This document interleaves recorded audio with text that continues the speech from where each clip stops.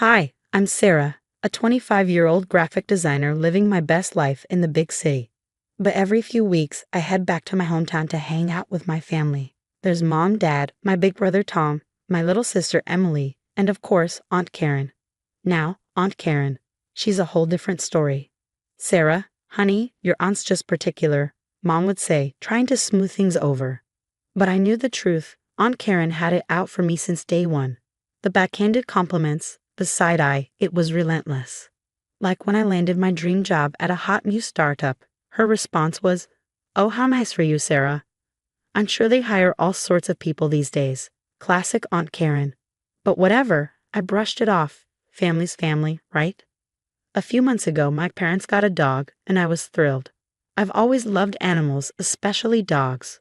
They brought home this beautiful German Shepherd puppy named Max. Dad was gushing over him as Max zoomed around the living room. I was in love. But soon things took a strange turn. Every time I visited, Max would growl and snap at me. At first, I thought it was just puppy behavior. Maybe he was being protective of his new home. But it got worse. One time, I reached out to pet him, and he lunged at me, teeth bared. My boyfriend Mike had to pull me back. "Babe, that's not normal." "Something's up with that dog," Mike said, concerned. I brushed it off, but deep down, I was getting freaked out. It was like Max had it out for me. But dogs don't just hate people for no reason, right? Things hit a breaking point during our last family dinner. I was helping Mom in the kitchen when I overheard raised voices from the living room. "Karen, this has to stop." That was Dad, sounding angrier than I ever heard him. "I don't know what you're talking about," Aunt Karen shot back, all innocent. I crept closer to listen. "Max's behavior towards Sarah isn't right, and I think you know why," Mom said, her voice tight. My heart started racing. What the hell is going on? I stood there frozen, trying to make sense of it all. Whatever it was clear this family drama was about to explode, and I was right in the middle of it. After that dinner, I knew I had to get to the bottom of this Max situation. No way was I going to let Aunt Karen gaslight me into thinking I was imagining things. So I came up with a plan. "Hey Mike, you still got those mini spy cams from your paranoid landlord phase?" I asked. "Yeah, why? You going all James Bond now?" "Something like that. I need to know what's really going on with Max." Mike was skeptical but agreed to help. We set up the cameras around my parents' house when no one was home. It was nerve-wracking. "If we get caught, I'm blaming you," Mike whispered as we placed the last camera. "Relax, babe, it's for a good cause." For the next week, I was on edge, waiting to catch something. And then bam, pay dirt. I nearly dropped my phone when I saw the footage. There was Aunt Karen sneaking into the house when my parents were at work. She had one of my old sweaters and was using it to train Max. Get her? Max, attack. My blood ran cold as I watched her encourage Max to tear into my clothes, praising him when he got aggressive. I couldn't believe it. My own aunt was training the family dog to attack me. What kind of twisted person does that? I called Tom immediately. "Tom, you're not going to believe this. I've got proof Aunt Karen's been training Max to attack me." "Whoa, slow down, Sarah. That's a serious accusation." "Are you sure?" "I've got it on video, clear as day." Tom, ever the lawyer, switched into problem-solving mode. "Okay, don't do anything yet. Let me come over and see the evidence." When Tom saw the footage, he looked like he was going to be sick. Jesus Christ, Sarah. I don't even know what to say. We decided to show our parents that night. To say they were shocked is an understatement.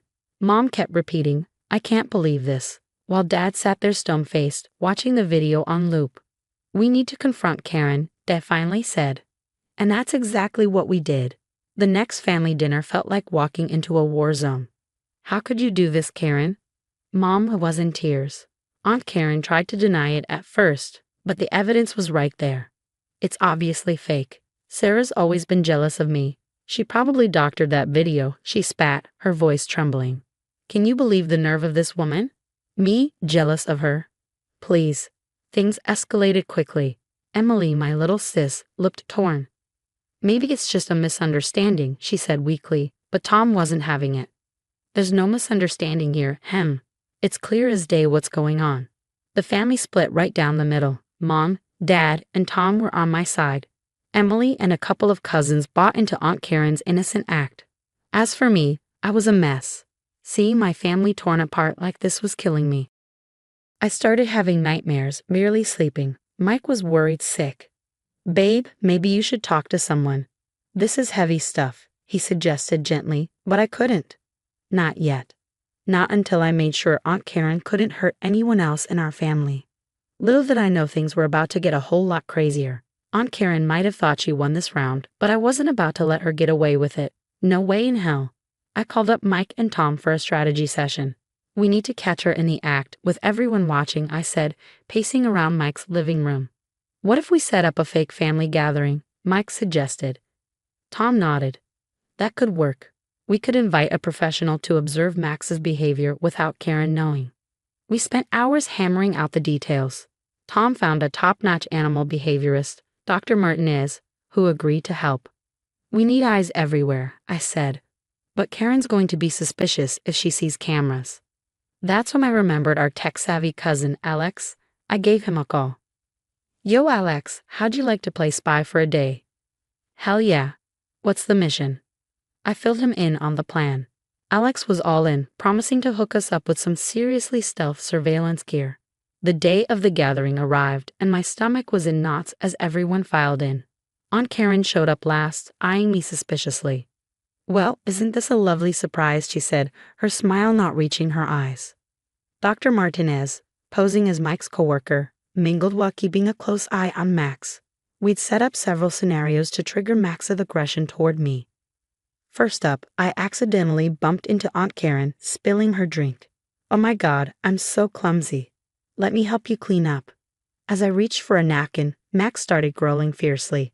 Dr. Martinez raised an eyebrow, scribbling in his notebook. Next, I offered to help Mom in the kitchen, passing close to Max. He lunged at me, barking like crazy.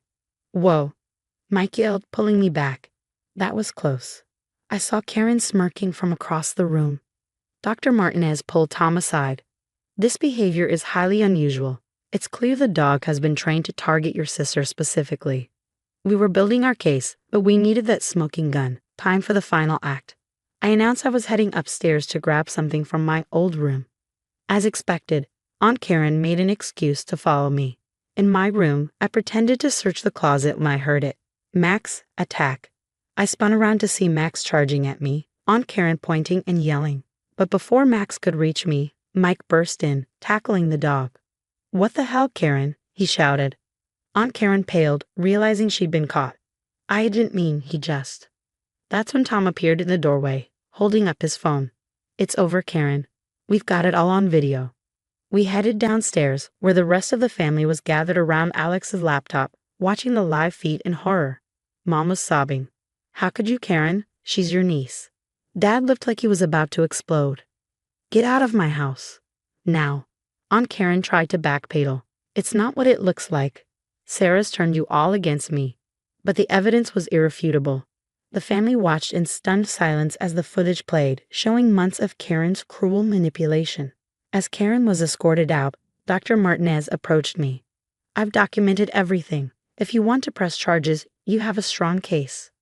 I looked at my shattered family, at Max cowering in the corner, and at Aunt Karen's retreating figure. No, I said finally. I think karma's about to serve up its own brand of justice. Little did I know how right I was. After Aunt Karen got the boot, the family was in shock. We all stood there, trying to process what had just gone down. Dad was the first to break the silence. I can't believe she'd stoop so low.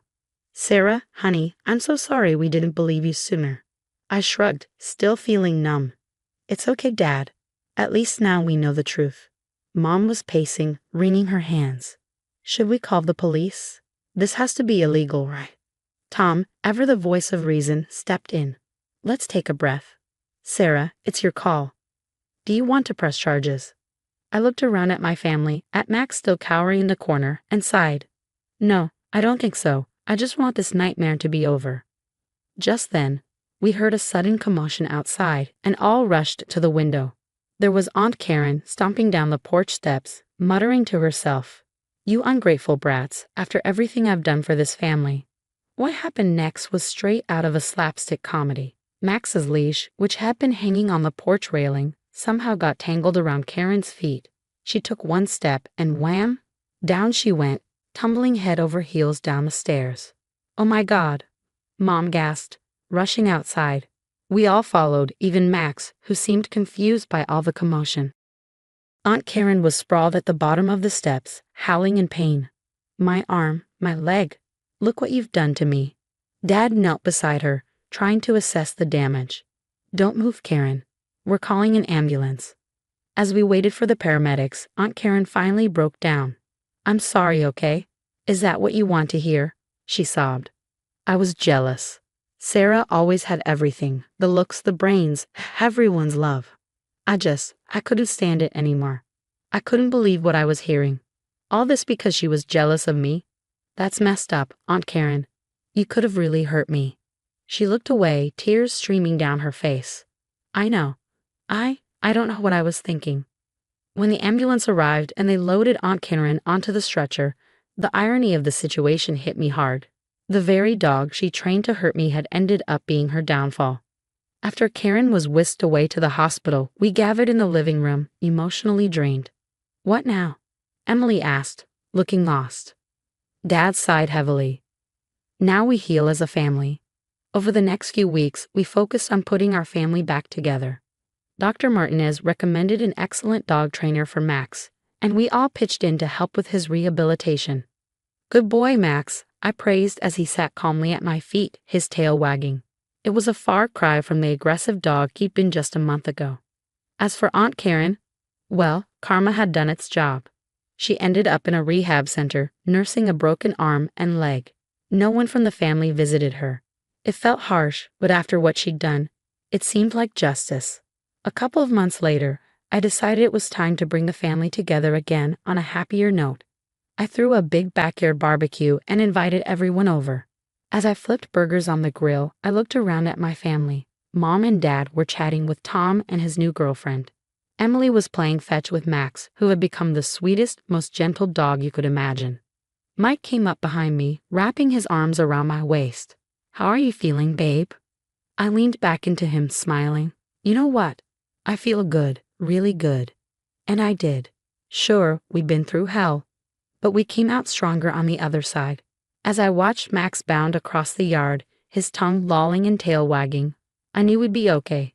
After all, what doesn't kill you makes you stronger, right? And in this case, it made our family bonds stronger than ever. That's the end of my wild story, folks. Now, I got a question for you. If you were in my shoes, would you have pressed charges against Aunt Karen, or do you think karma dealt her a fitting punishment? Drop your thoughts in the comments below. I'm dying to hear what you'd do in this messed up situation. If you enjoyed this crazy family drama, don't forget to smash that like button and subscribe for more juicy stories.